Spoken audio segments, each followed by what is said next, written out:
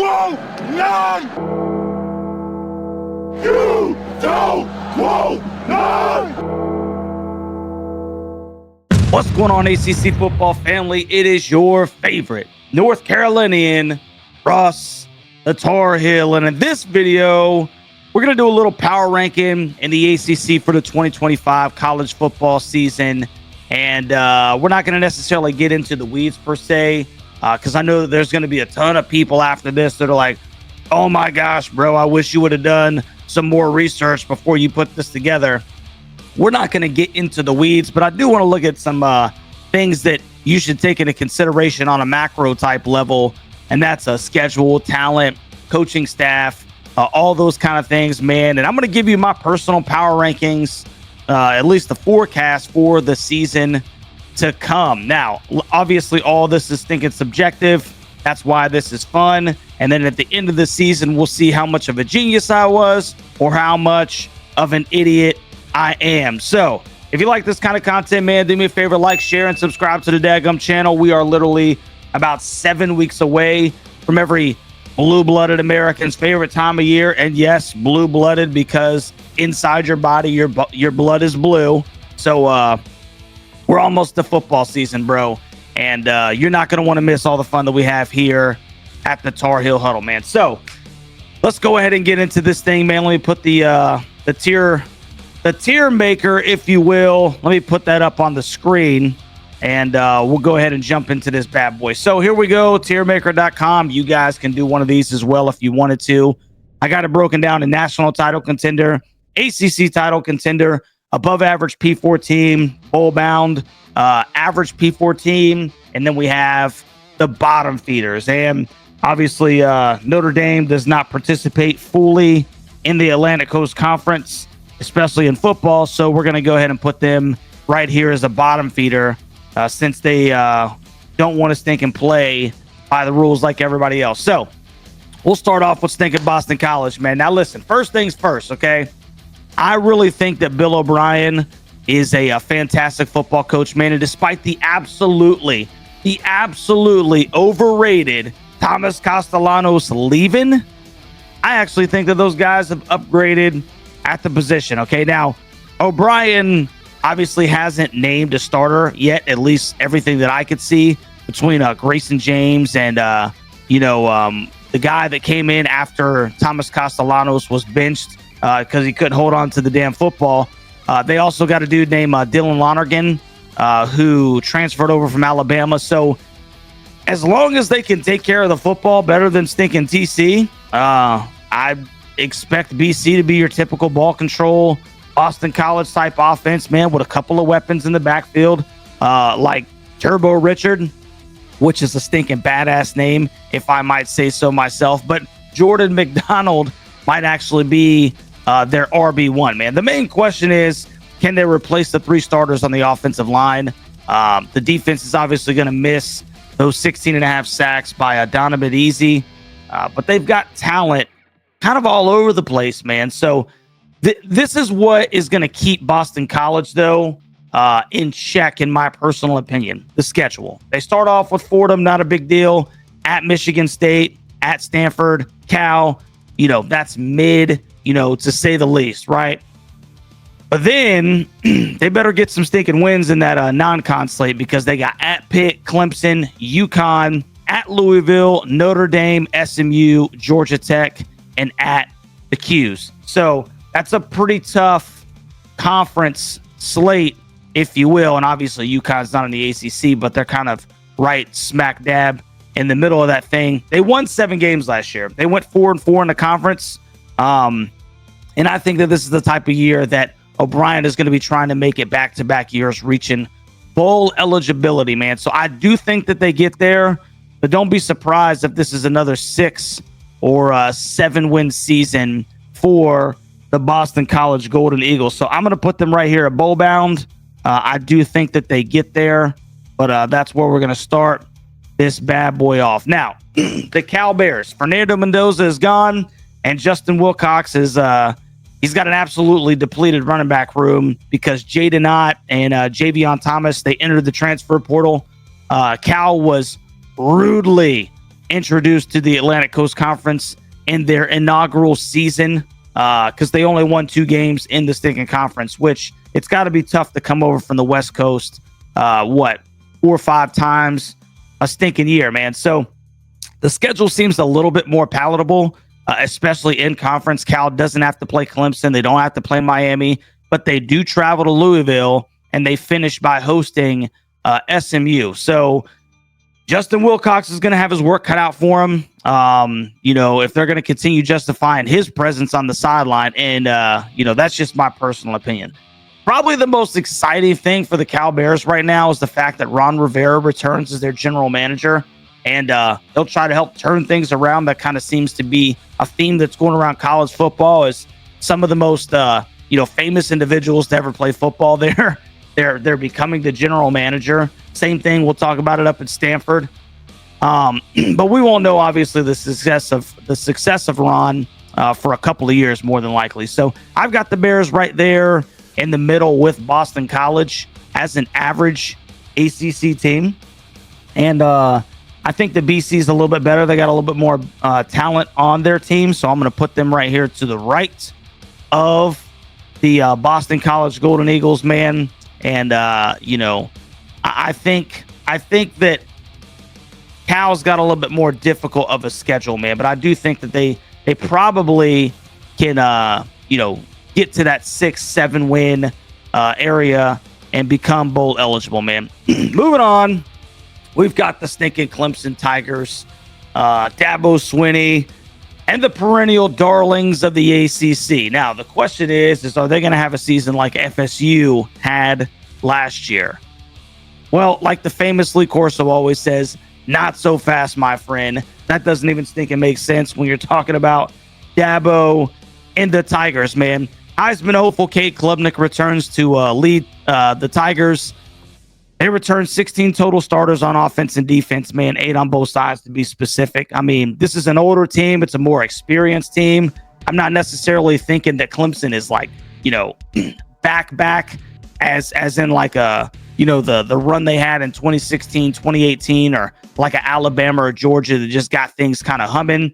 I think this is one of those years where maybe just all the pieces kind of fell in place, and it's an older football team for Dabo and Clemson, man. Klubnik's obviously got all ACC wide receiver Antonio Williams to sling the rock too. He's got younger guys like Wesco and TJ Moore on the outside. They should stink and improve. The offensive line is going to be really experienced. They got 4 returners, so whoever's back there toting the stinking rock should be in a good spot to succeed. Phil Moffa's gone.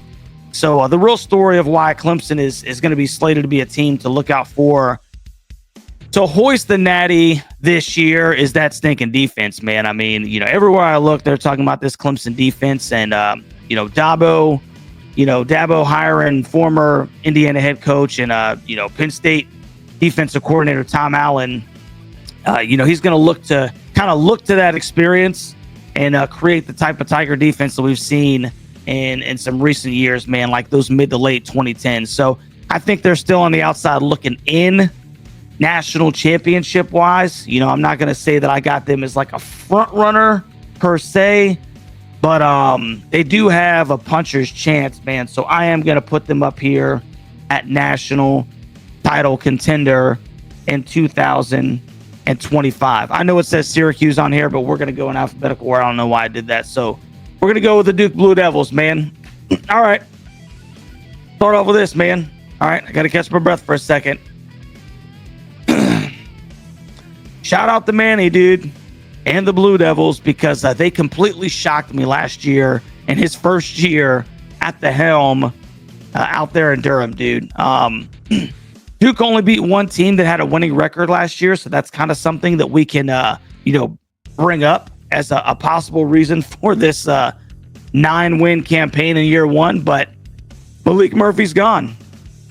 Malik Murphy is stinking gone. And then, in steps former Tulane quarterback Darian Mensah and his ridiculous $8 million 2-year NIL deal, bro. I still cannot believe that Duke spent that much money on that quarterback, man. Matter of fact, I know, that's stinking crazy, but to each his own. The Dukies do return 4 offensive linemen. And they do return running back Jaquez Moore, and he is more than capable of being a really good back if he can remain healthy. The schedule does get a little bit more tougher with road games at Syracuse, at Clemson, at Cal, Georgia Tech, and at Carolina for a rivalry game. So a little bit tougher schedule than last year, but I still think that they're kind of in a prime position to win some football games, man. I'm not predicting a 9-win season again.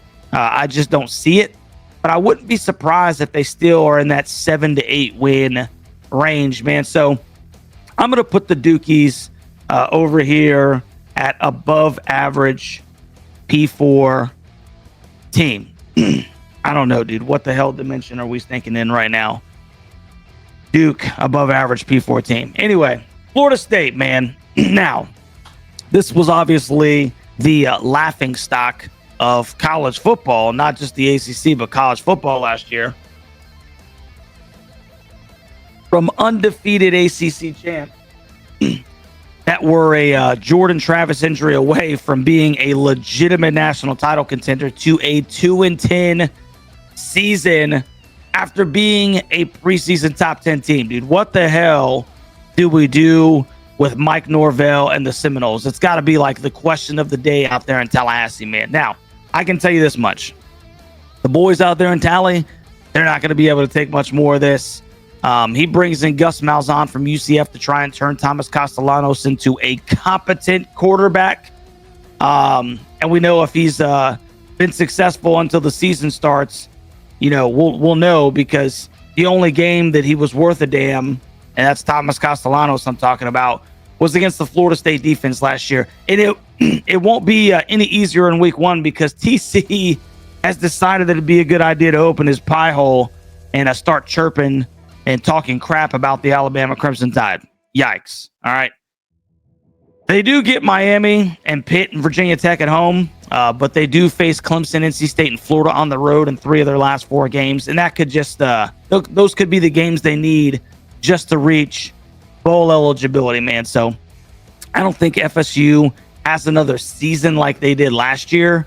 But they'll still get some, they still got some work to do, bro. They still got some rebuilding to do. So I do have them making a bowl game this year, probably 6 or 7 wins, man, but it is still not even close to the standard that, Seminole Nation has enjoyed for decades. The question is going to be, is it going to be enough to keep Norvell on the sideline? Conference change, it might not be the only thing in store for Florida State in the next 18 months, man. I'm just saying, okay? I'm just saying. So I'll put Florida State right here at bowl bound themselves, and I am going to put them ahead of Cal, but I'm going to say that Thomas Castellanos takes a back seat to the Boston College Golden Eagles. Now, Georgia Tech.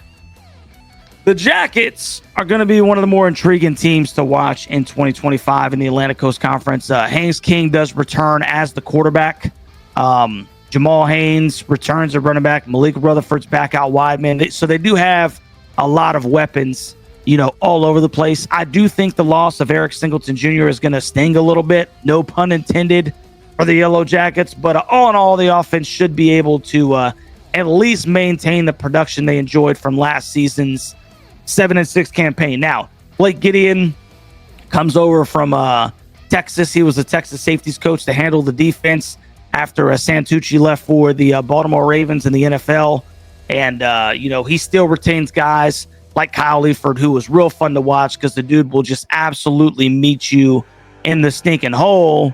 But Kyle Leaford he also struggles a little bit in the, pass defense category. So that's something he's going to have to improve as well. But Kyle Leaford is a really fun player to watch, man. And the question is he going to be able to help Georgia Tech improve on last year's campaign, man? A lot of talk in Atlanta about Tech being a dark horse ACC title contender. And while I really do like them at the skill position, I do have some questions still in the trenches, man. They did lose 2 starters to graduation on the O-line, 1 to the transfer portal. And there still are some question marks on Tech's ability to actually generate a consistent pass rush. They're pretty good against the run last year, but just, getting some chaos out of the edge rushers is something that they're really going to need if they're going to take the next step forward. At Colorado, not nearly as formidable as it once was, kind of thought to be. Shedeur and Travis Hunter are obviously gone. Colorado isn't recruiting worth a damn right now. I think they're like somewhere in the 90s to 100 in the entire country. Tech does have to go to Clemson, or they do get Clemson at home. They don't have to play Miami, SMU, or Louisville, so the schedule is favorable for sure. And I think if Tech is going to make a push, this is the year, okay? Although I still don't necessarily know if they have the juice to make it to a conference championship game. This may be an 8 or 9 win season for the Jackets. That is an improvement. And, it's kind of like trying to jump onto a caboose for that program, the caboose of a moving train, if you will, because if you miss this, all right, because I do think that this is Tech's window. If you miss this, I think the irrelevance factor may set in again. Okay, so this is my personal advice to the Tech fans, man. Don't miss your window. Okay, so don't miss your window. I've got the Jackets right here as an above average P4 team. I do think that they're better than Duke.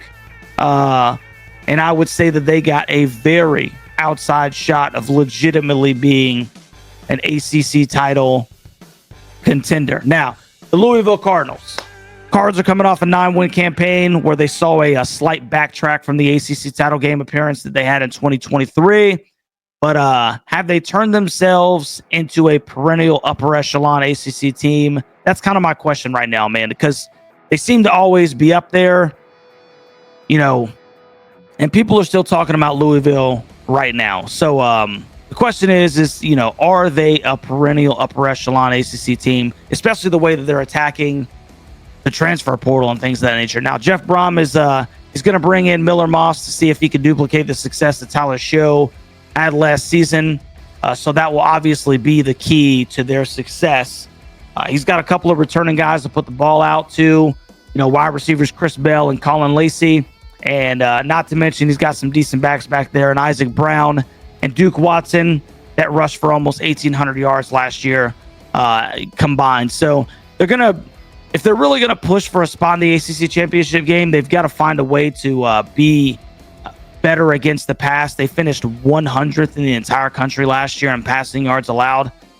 It's no bueno, mis amigos. They've got to clean up their pass defense if they're legitimately going to compete for an ACC team. They'll be tested this year, man. They got Pitt, Miami, Virginia Tech, and SMU. They're all on the road. They do get Clemson at the house, but that is a fairly difficult schedule in ACC play. I think Louisville has a similar season to last year, and I've got them once again, and this may be slightly controversial, but I've got them once again as an above-average P4 team because I don't believe that they are legitimate ACC title contenders. There we go. I want to put them ahead of Georgia Tech. I think they're a little bit more talented than Tech overall.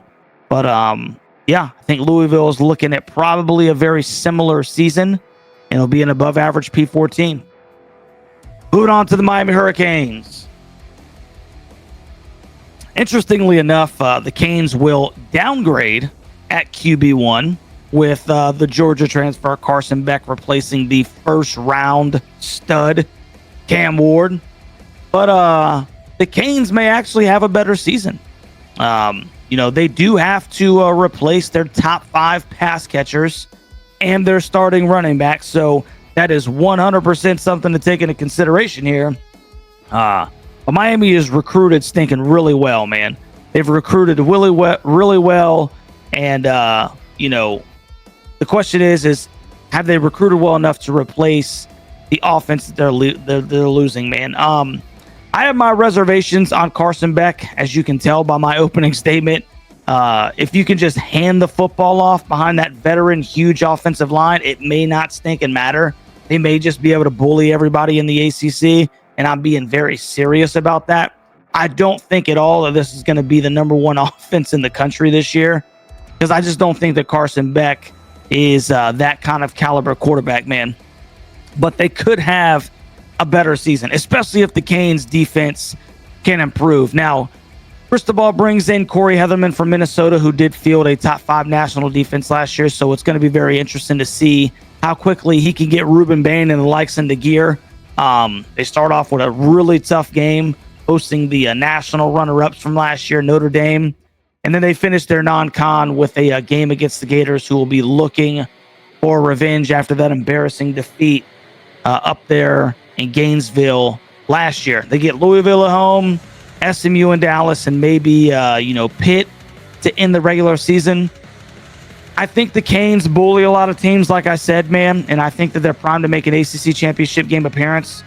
So I'm actually going to put them right there at an ACC title contender. I don't think that this is a national championship title contending team, but I do think that they have the pieces and the depth, if you will. If they can find some guys to catch the football occasionally from Carson Beck, I think that this is an ACC title contending team.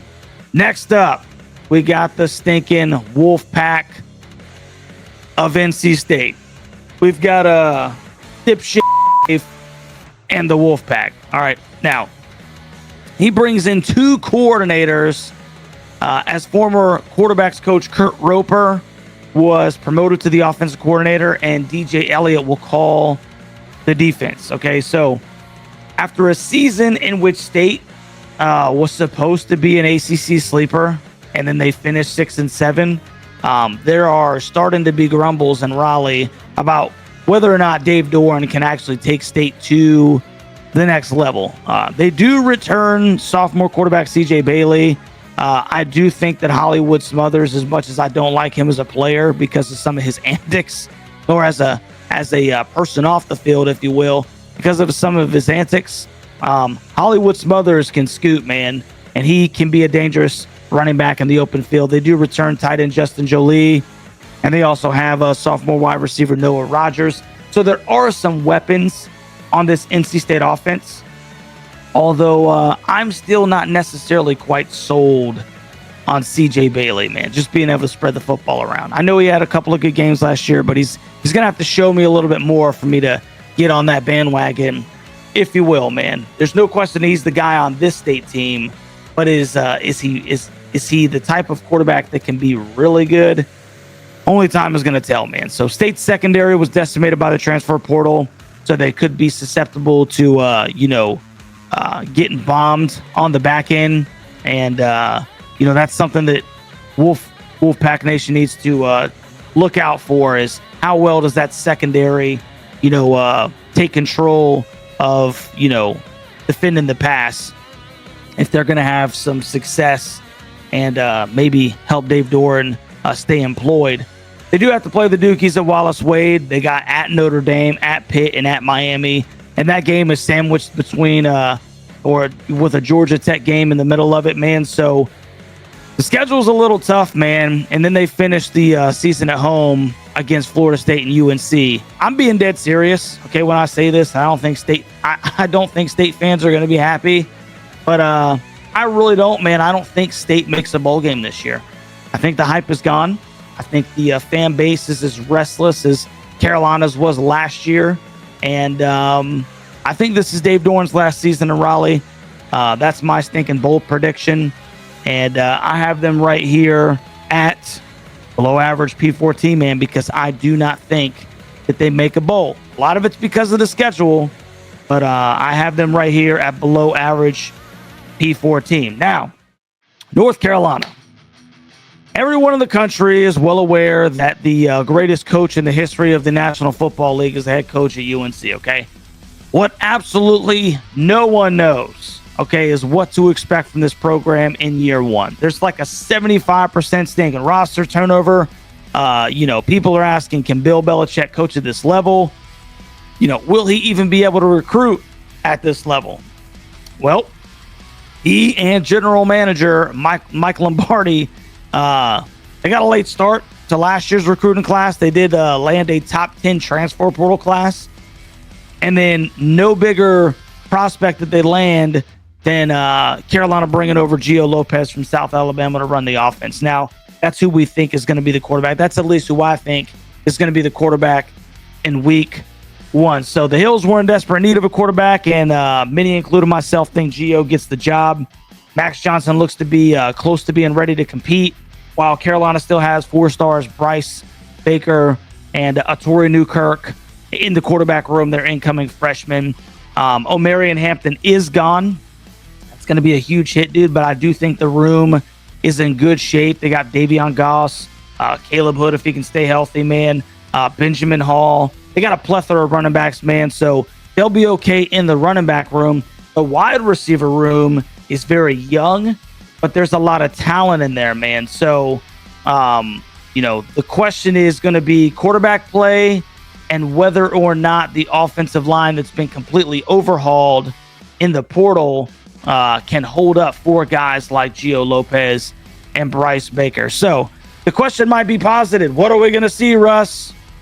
I don't stinking know, bro. I really don't know, man. But there's talent all over the place, on that stinking offense. Now you flip over to the defensive side of the ball, and once again, a lot of talents come over via the portal in the linebacker room in the secondary, man. The big question for many Tar Heels is how will Carolina hold up on the defensive line, especially the interior? The question is going to be positive. What are we going to see, Russ? Basically, what I can tell you is that Steve Belichick is going to bring over a 4-2-5, and after that, I have no stinking idea, dude. The staff has almost been in a media blackout. It's been absolutely secretive. They're not holding that many, there's not many opportunities for us to check out what's going on behind the scenes, man. But I tell you what I do know. If you look at the schedule, UNC gets Clemson at home. They don't play Miami, SMU, Georgia Tech, Pitt, Virginia Tech, or even BC.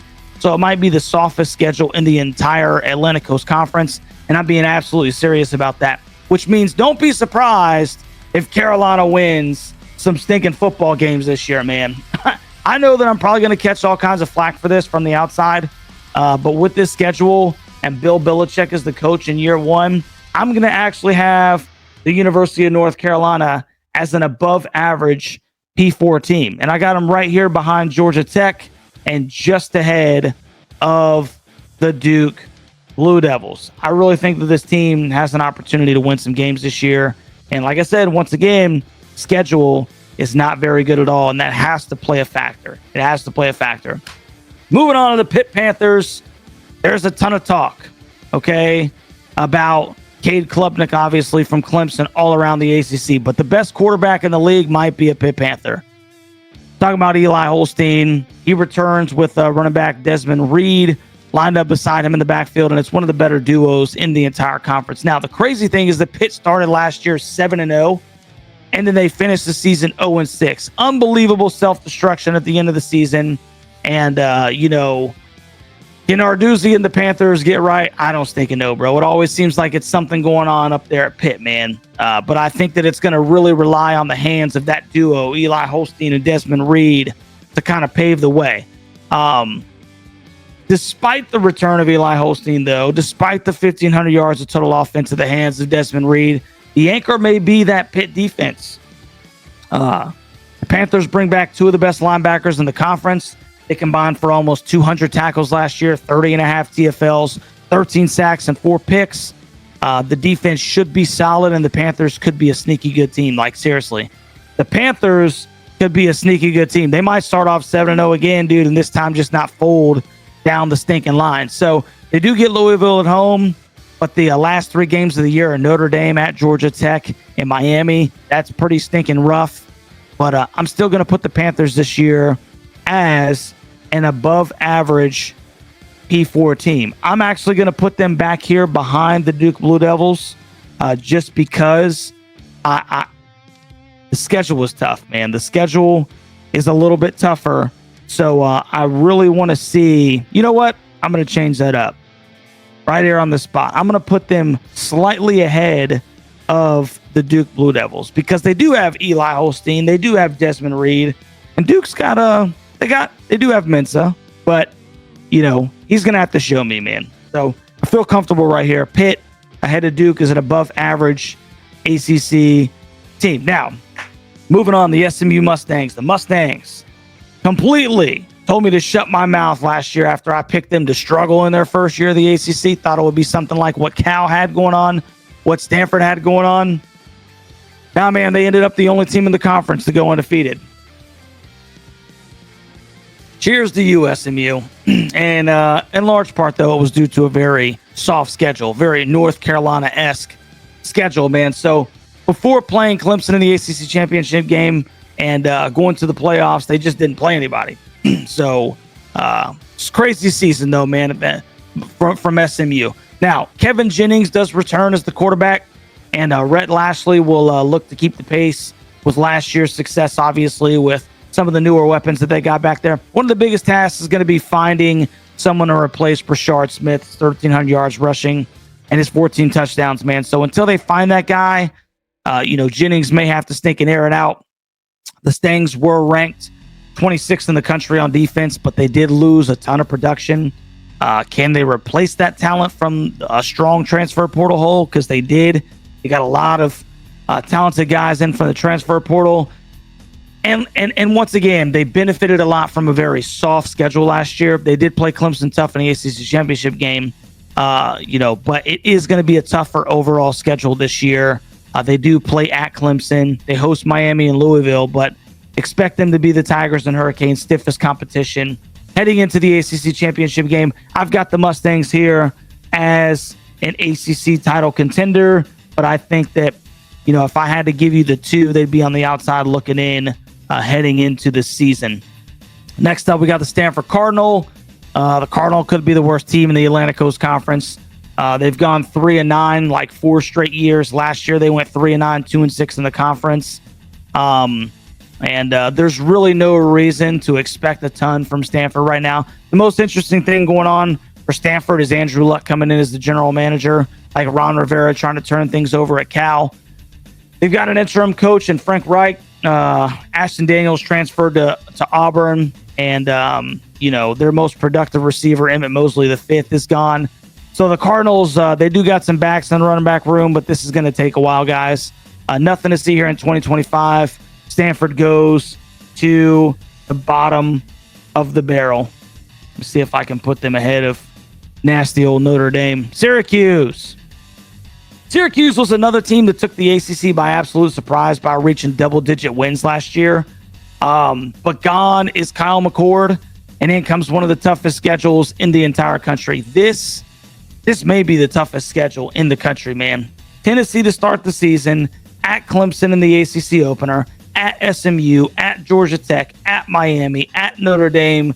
Goodness sakes, bro. Goodness sakes. Their home games in conference are Duke, UNC, Pitt, and Boston College.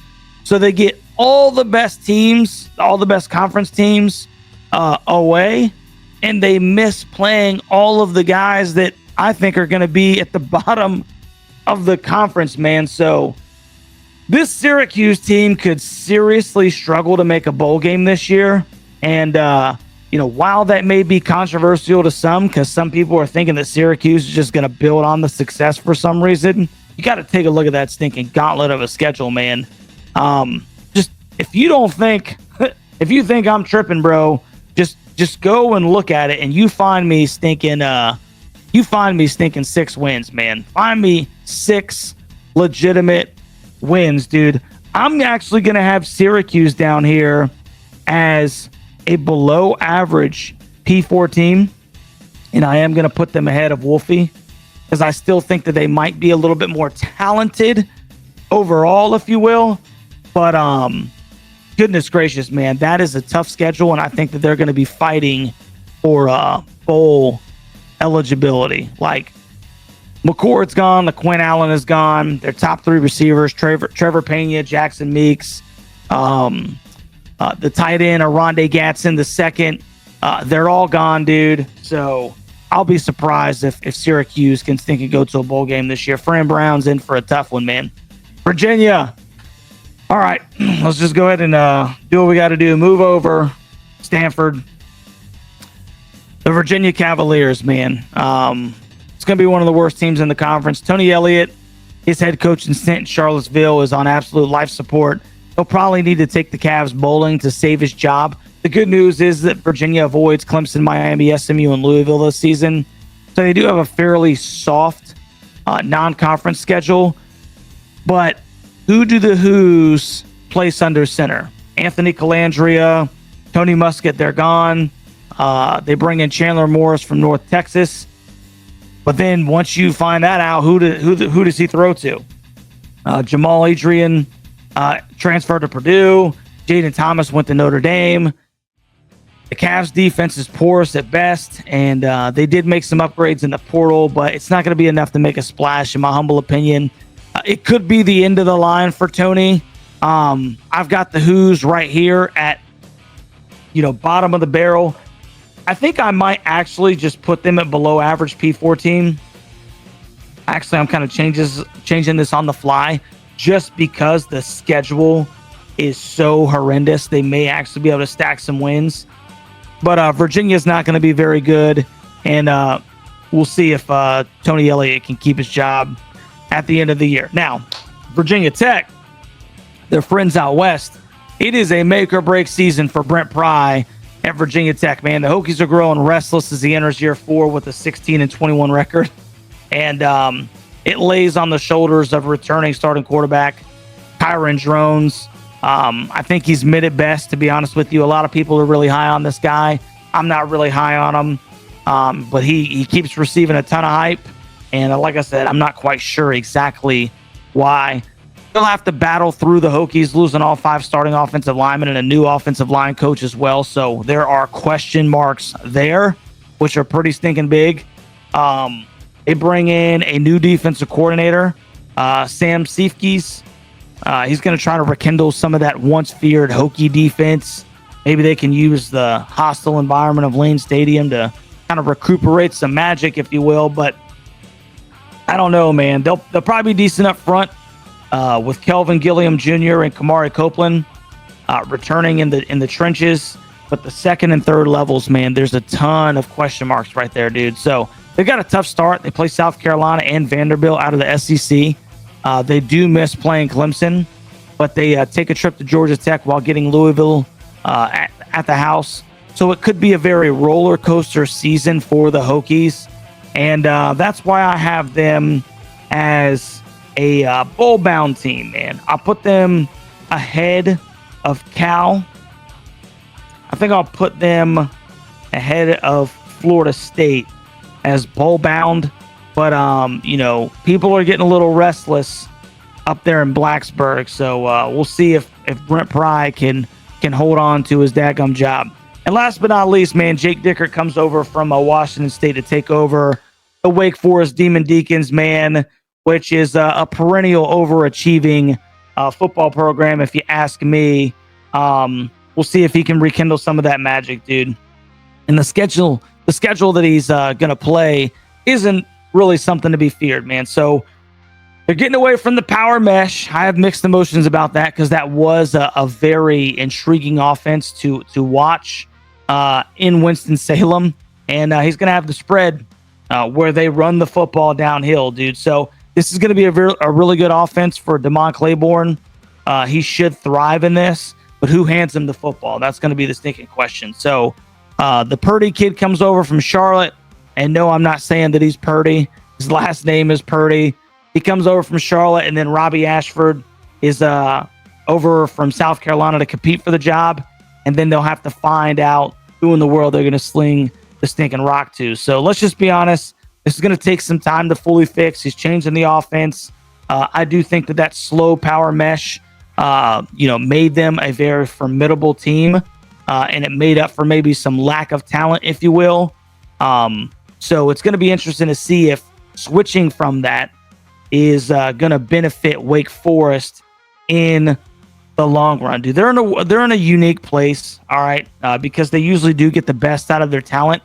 But I don't think that they're going to have a really good season in 2025. They probably do win a couple of games because the schedule is so stinking bad.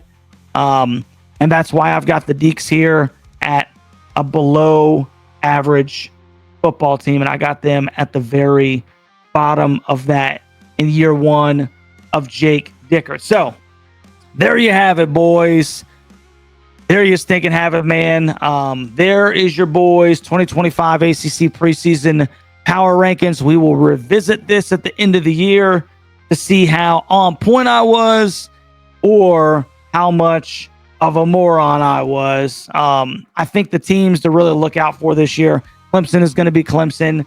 I think Miami and SMU are probably the two main title contenders aside from the Tigers.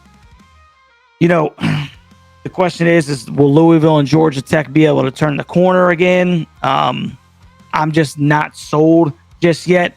The sleeper teams, man, for me are Carolina and Pitt. They really are, because Eli Holstein can sling that thing, and they started off so well last year. Can they, keep that success throughout the season?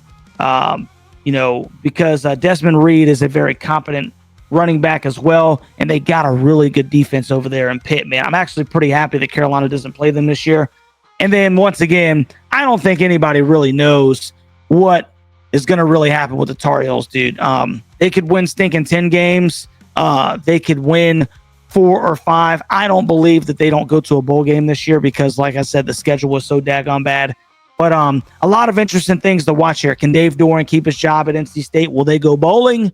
Or will the clock run out for Doofus Dave, man? That is the stinking question, man. So a lot to talk about here.